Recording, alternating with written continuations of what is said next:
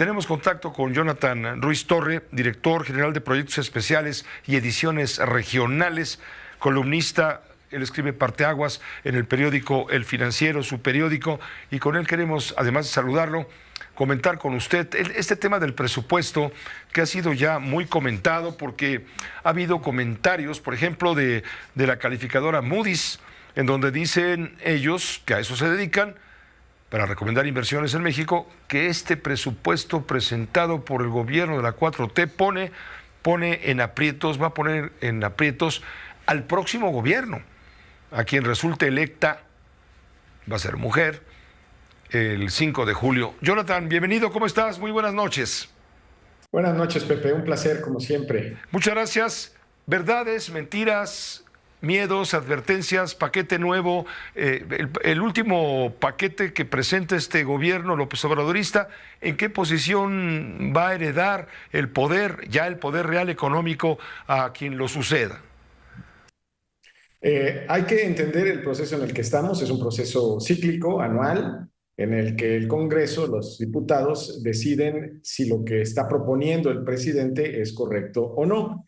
Y lo que propuso el presidente es un presupuesto para 2024 superior a los 9 billones de pesos, obviamente por razones inflacionarias, también el presupuesto más grande que ha existido en la historia.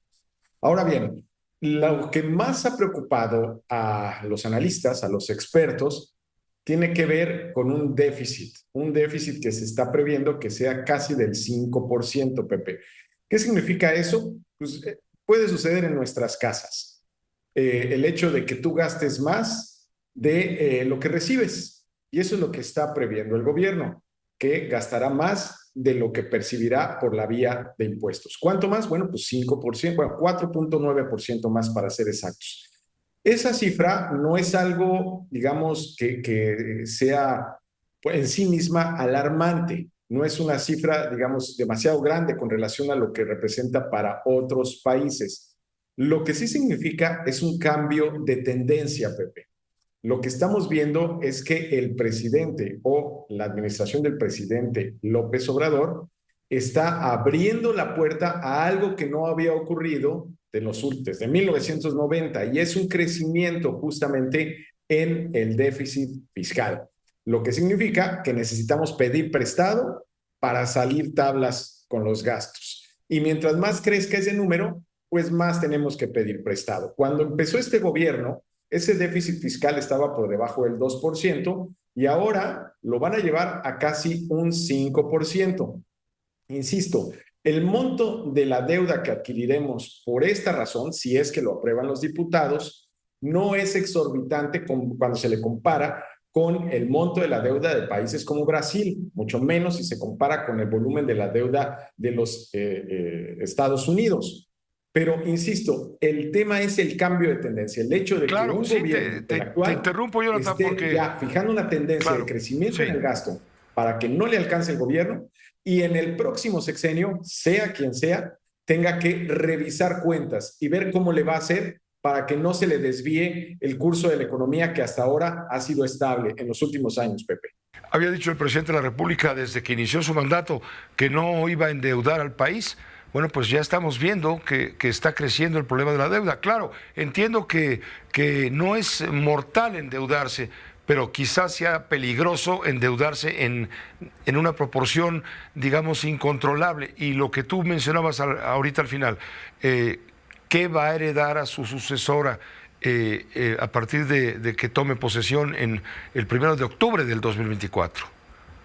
Invito a toda tu audiencia, Pepe, a que busque una columna publicada hoy en El Financiero, lo pueden ver en nuestro sitio, de Carlos Serrano, el economista en jefe de BBVA, y él lo que analiza es por qué hacer el crecimiento del déficit cuando no estamos en un problema económico. Generalmente uno pide prestado para salir de problemas.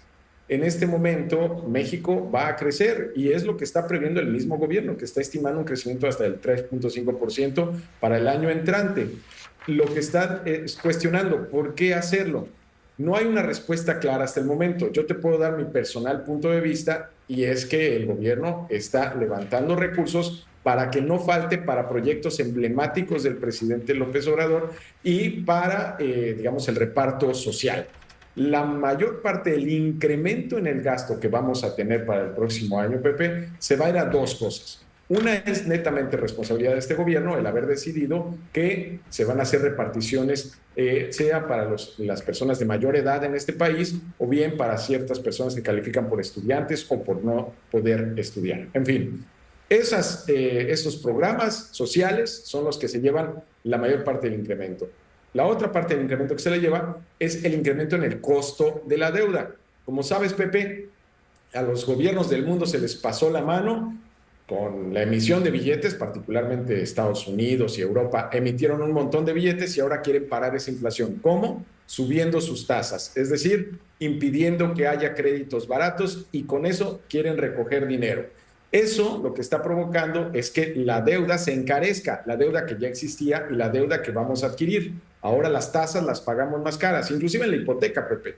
Hoy si una persona quiere conseguir $1,000,000 de una hipoteca para comprarse una casa, hoy tiene que pagar $2,000 más que lo que pagaba hace 2 años mensualmente, ¿no? Entonces, eso es producto justamente de una política que pretende encarecer el dinero. Bueno, pues ahora vamos a pagar más también en el gobierno por las deudas que tenemos y las deudas que vamos a adquirir. Entonces, insisto, programas sociales, número 1, también el costo de la deuda, y 3, en tercer lugar, el tema de proyectos emblemáticos, concretamente el Tren Maya, por ejemplo, que debemos de pagarlo, y en eso es en lo que estamos invirtiendo este crecimiento en el gasto, Pepe. Si es bueno o es malo, esa decisión de cada persona que nos escucha en este momento, pero eso es la razón. Mucha de la gente que va a cobrar a partir de este año y los que siguen su monto de programa social mensual, el fondo, digamos, su beca de bienestar o el pago que se le hace a los adultos mayores, lo va a cobrar de dinero prestado, Pepe.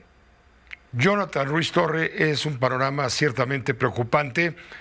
También entendemos esta circunstancia del déficit en cuanto al tema electoral. Estamos entrando en un año electoral en donde los recursos se tienen que emplear con términos, como tú lo dices, de política social. Pero todo esto me lleva, no soy experto, pero te lo pregunto, tú sí lo eres, ¿no nos lleva en un momento dado a pensar en que pueden aumentarnos los impuestos? Es la vía rápida, Pepe, para resolver problemas. Cuando un economista se presenta ante el problema de que no tiene dinero el gobierno, pues la vía rápida es aumenta los impuestos. Ya lo hemos vivido en este país en el pasado y podría volver a ocurrir. Es una medicina amarga y, bueno, no todos los gobernantes están dispuestos a cargar con ese peso. El presidente López Obrador no ha cargado con el peso político de elevar los impuestos. En buena medida tampoco le convendría, dada su popularidad. Pero al próximo presidente o presidenta que podría ocupar justamente el Palacio Nacional tendría esa disyuntiva. Otra posibilidad, Pepe, es de largo plazo y tiene que ver con el aumento de la productividad. Y déjame poner esta palabra productividad la manejamos mucho quienes estamos en temas económicos, pero es muy simple. ¿Cómo me hago más productivo? Y déjame bajarlo al suelo. Si yo hago pan y sé hacer bolillos, mi productividad es la de vender los precios de ese bolillo, de ese pan, que es el más barato, el más sencillo de hacer, entre comillas, con todo el respeto a los panaderos. Pero hay panaderos que aprenden a hacer pan dulce. Entonces se hacen más productivos porque venden productos de mayor valor agregado y más caros. Y por tanto le dejan más margen. Si este país se dedica a que su gente sea más productiva en materia de economía del conocimiento, es decir, si tenemos a más gente, mujeres y hombres, preparados para trabajar en empresas tecnológicas, en empresas de medicinas, en empresas de aeroespaciales, y realmente tenemos a mucha gente en esas habilidades, los ingresos del país crecen por ser más productivos. En ese caso, puedes compensar justamente porque les cobras más impuestos a gente que gana más dinero, así de fácil, pero ese es de largo plazo. Lo de corto plazo, pues es aumentar los impuestos, y eso es posible que lo tenga que enfrentar la próxima presidenta. Muchas gracias, Jonathan. Como siempre, es un gusto escucharte. Un gusto, Pepe, como siempre. Gracias por aceptar la invitación. Jonathan Ruiz Torre, él es editor de de suplementos especiales del diario El Financiero, experto en todas estas cosas, director general de proyectos especiales y ediciones regionales, columnista en el periódico El Universal.